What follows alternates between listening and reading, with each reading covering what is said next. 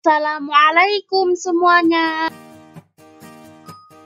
Hari ini kita akan belajar materi tentang berpedoman pada sumber hukum Islam. Yang pertama adalah Al-Quran. Pengertian Al-Quran. Al-Quran merupakan kitab suci umat Islam, sekaligus sebagai sumber hukum Islam yang pertama dan utama. Secara bahasa, Al-Quran berasal dari kata qoro'a, berarti bacaan atau dibaca. Sebab Al-Quran merupakan kitab yang wajib dibaca dan dipelajari oleh orang yang mengimani kebenarannya. Secara istilah, Al-Quran merupakan firman Allah yang diwahyukan kepada Rasulullah melalui malaikat Jibril dalam bentuk mushaf dan diriwayatkan secara mutawatir. Keistimewaan Al-Quran. Yang pertama adalah Al-Quran merupakan wahyu Allah. Wahyu merupakan pengetahuan yang dituangkan Allah ke dalam jiwa Nabi Muhammad SAW yang dikehendaki Allah agar disampaikan kepada manusia sebagai petunjuk di dunia sehingga memperoleh kebahagiaan di akhirat. Rasulullah dalam menerima wahyu melalui beberapa cara, di antaranya adalah melalui mimpi yang ditanamkan langsung ke dalam jiwa Rasulullah SAW. Rasulullah SAW menguasai beberapa ilmu pengetahuan tanpa belajar terlebih dahulu kepada seorang guru.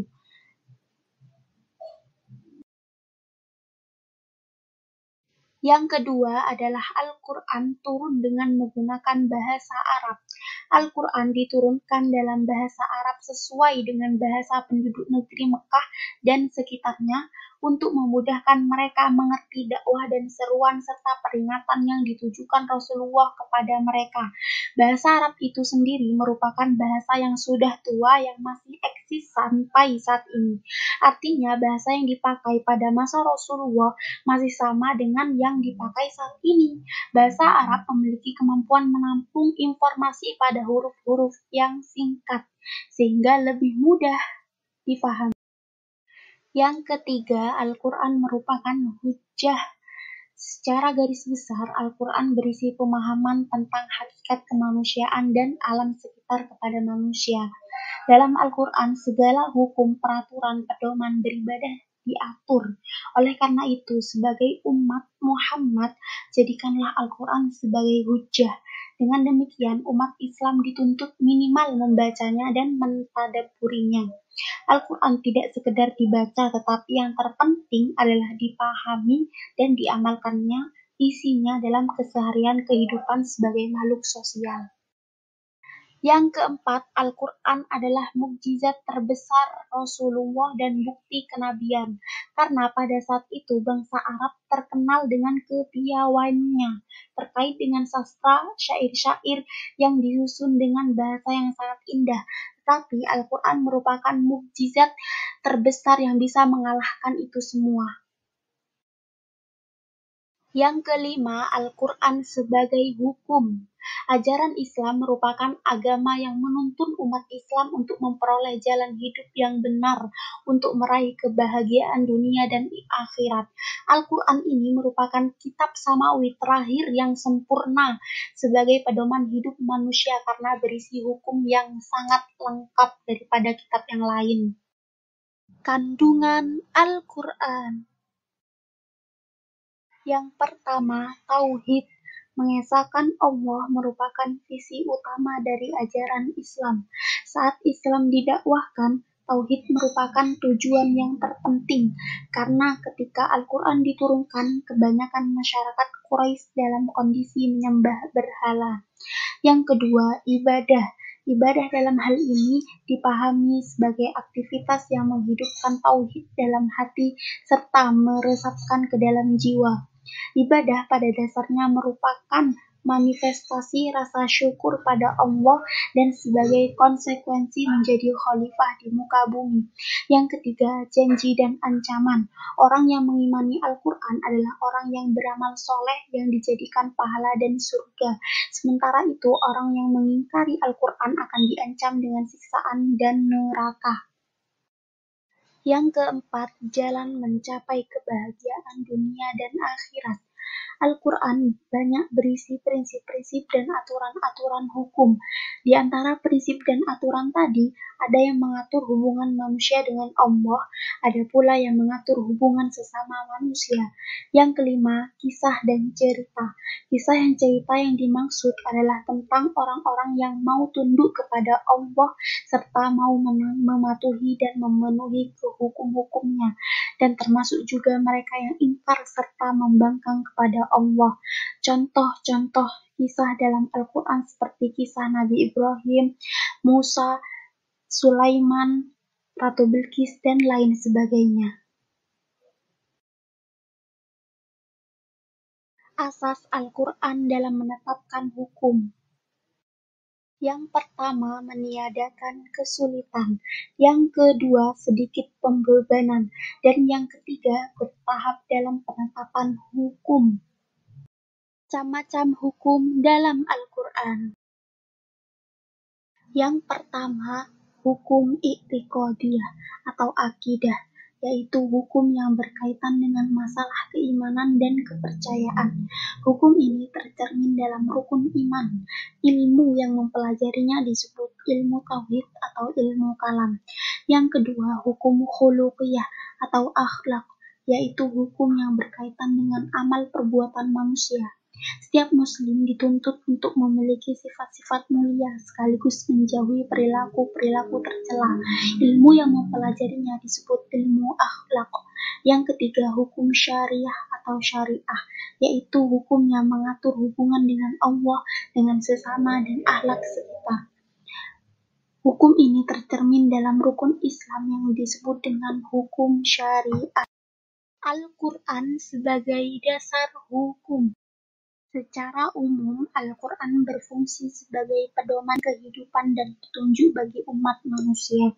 Artinya, Al-Quran itu berisi ajaran-ajaran pokok yang harus dipedomani oleh umat Islam, karena Al-Quran mengandung aturan-aturan untuk kemaslahatan umat. Allah menurunkan Al-Quran tiada bukan agar dijadikan dasar hukum dan disampaikan kepada umat manusia untuk diamalkan segala perintahnya dan ditinggalkan segala larangannya. Adapun fungsi Al-Quran terkait dengan hukum Islam adalah sebagai sumber hukum Islam pertama dan utama. Isi kandungannya lengkap, membicarakan beraneka persoalannya terkait dengan kehidupan dunia dan akhirat. Meskipun demikian, harus disadari bahwa ada hal-hal yang dikemukakan dalam Al-Quran masih bersifat umum, sehingga butuh penjelasan dari hadis Rasulullah. Selanjutnya adalah sunnah atau hadis. Pengertian sunnah dan hadis. Secara bahasa, arti sunnah adalah jalan, tabiat, dan peri kehidupan. Sedangkan sunnah menurut istilah, segala yang dinukilkan dari Nabi Muhammad SAW, baik berupa perkataan, perbuatan, maupun takrir, pengajaran, sifat kelakuan, perjalanan hidup, baik yang demikian itu sebelum Nabi Muhammad diangkat sebagai Rasul maupun sesudahnya. Hal-hal yang tidak termasuk sunnah tidak semua dapat dijadikan sumber hukum. Yang dimaksud dalam pembahasan ini adalah sunnah yang dijadikan dasar pengambilan hukum. Oleh karena itu, dalam usul fikih lebih sering istilah hadis daripada sunnah. Secara bahasa, arti hadis adalah berita atau sesuatu yang baru. Secara istilah, hadis adalah segala perkataan, perbuatan, maupun takrir yang dilakukan Rasulullah SAW. Macam-macam hadis. Pertama, hadis qauliyah, yaitu perkataan Rasulullah yang menjelaskan hukum-hukum agama dan maksud isi Al-Quran serta berisi peradaban, hikmah, ilmu pengetahuan, dan juga menganjurkan akhlak yang mulia. Yang kedua, hadis fi'liyah, yaitu perbuatan Rasulullah yang menjelaskan cara melaksanakan ibadah. Misalnya cara sholat, haji, berwudu, dan sebagainya. Yang ketiga, hadis takririyah, yaitu berdiam dirinya Rasulullah ketika melihat sesuatu perbuatan dari para sahabatnya, baik perbuatan yang dikerjakan di hadapan Rasulullah atau tidak. Akan tetapi berita mengenai perbuatan tersebut sampai kepada Rasulullah. Sebagian besar ulama juga menambahkan satu lagi, yaitu hadis hamiyah, yaitu sesuatu yang dikehendaki Rasulullah akan tetapi belum sempat terlaksana. Pembagian hadis. Yang pertama, hadis mutawatir, yaitu hadis yang diriwayatkan oleh banyak orang tentang sesuatu yang dipercaya oleh panca inderanya, yang menurut kebiasaan mereka tidak mungkin berbuat dusta dikarenakan banyak jumlah mereka. Yang kedua, hadis ahad, yaitu hadis yang diriwayatkan oleh beberapa orang akan tetapi tidak mencapai tingkatan mutawatir. Hadis ahad ditinjau dari segi kualitasnya dapat dilihat dari mutu periwayatan atau sifat orang-orang yang meriwayatkan. Hadis ini terbagi menjadi tiga. Yang pertama, hadis sahih, yaitu hadis yang periwayatannya atau sanad tidak terputus dari awal sampai akhir dan diriwayatkan oleh orang-orang yang adil dan teliti. Selain itu, dalam periwayatan juga tidak ada keganjalan dan kecacatan. Hadis sahih dapat dijadikan sebagai dasar hukum. Yang kedua, hadis hasan, yaitu hadis yang periwayatannya atau sanad dan diriwayatkan oleh orang-orang yang adil tetapi kurang teliti. Meskipun tidak ada keganjalan dan kecacatan, hadis hasan masih dapat dijadikan sebagai dasar hukum. Yang ketiga, hadis dhaif, yaitu hadis yang tidak lengkap syarat-syaratnya, yakni tidak memenuhi syarat yang terdapat dalam hadis sahih maupun hasan. Hadis ini berbeda tingkatan kelemahannya, tergantung pada jauh atau dekatnya kepada syarat-syarat hadis sahih. Hadis dhaif tidak dapat dijadikan hujjah.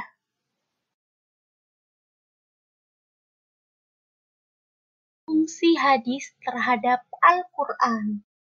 Yang pertama, sebagai bayan takrir, yaitu menguatkan hukum yang sudah ditetapkan dalam Al-Quran, sehingga satu hukum memiliki dua dalil. Pertama, Al-Quran, kedua dari hadis. Sebagai contoh, yaitu larangan berdusta. Yang kedua, sebagai bayan tafsir, yaitu memberikan rincian dan penjelasan terhadap ayat-ayat Al-Quran yang masih bersifat umum atau global. Misalnya ayat Al-Quran yang memerintahkan sholat, haji, dan membayar zakat. Yang ketiga, sebagai bayan tasyri, yaitu menetapkan hukum yang tidak didapat dalam Al-Quran. Misalnya diharamkan untuk menghibun dalam pernikahan seorang wanita. Selanjutnya adalah ijtihad. Pengertian ijtihad. Menurut bahasa, ijtihad memiliki akar kata yang sama dengan kata jihad, yaitu juhud yang berarti bersungguh-sungguh dan jahad yang berarti sulit. Secara istilah, ijtihad berarti berusaha dengan sungguh-sungguh untuk memecahkan sesuatu masalah yang tidak ada ketetapan hukumnya, baik dalam Al-Quran dan hadis. Ijtihad merupakan persoalan olah pikiran dalam rangka memahami teks Al-Quran dan hadis atau mencari jalan keluar dari permasalahan hukum bagi suatu masalah yang tidak ditemukan jawabannya dalam Al-Quran. Syarat-syarat untuk menjadi mujtahid. Yang pertama, memahami kandungan Al-Quran dan hadis. Yang kedua, memahami bahasa Arab dengan seluk-beluk ilmunya dan segala kelengkapannya. Yang ketiga, memahami ilmu usul fikih dan kaidah-kaidah fikih secara mendalam. Yang keempat, memahami persoalan ijma. Dan yang kelima, memiliki kecerdasan dan akhlakul karimah. Dasar-dasar ijtihad. Ijtihad memiliki sandaran sebagai sumber hukum, di antaranya yaitu Quran Surat An-Nisa ayat 105 yang berbunyi, Bismillahirrahmanirrahim. Inna أنزلنا إليك الكتاب بالحق لتحكم بين الناس بما أراك الله ولا تكن للخائنين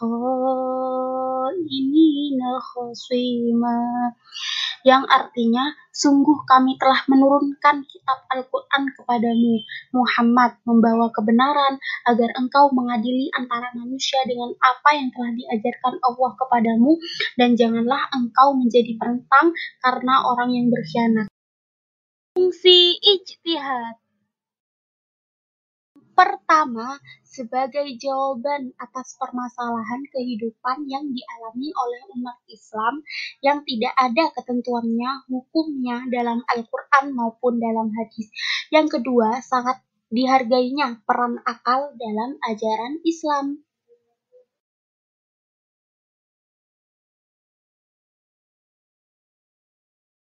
Bentuk-bentuk ijtihad. Yang pertama, ijma.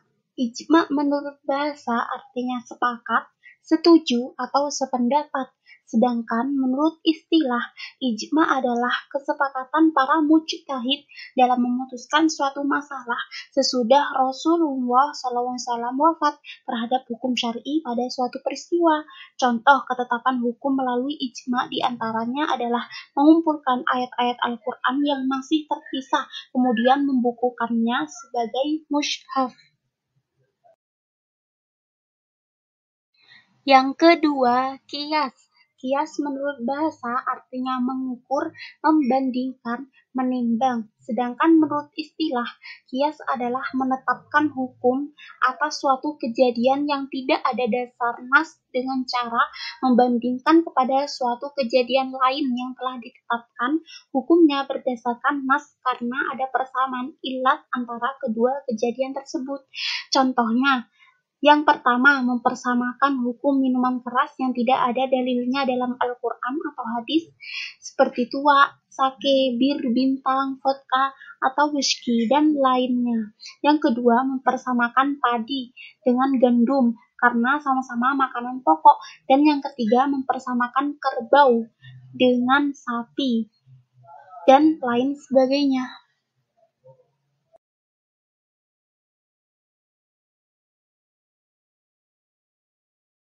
Hikmah menjadikan Al-Quran, Sunnah, dan ijtihad sebagai sumber hukum Islam.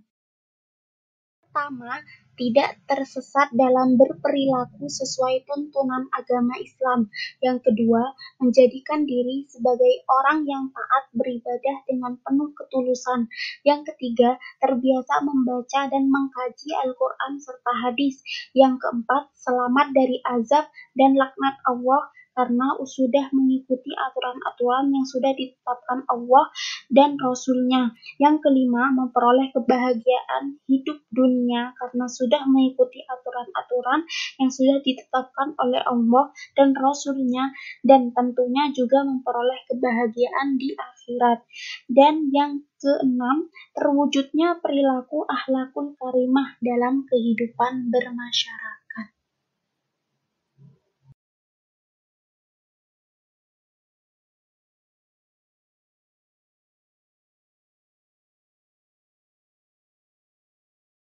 Itu saja yang dapat saya sampaikan, kurang lebihnya mohon maaf.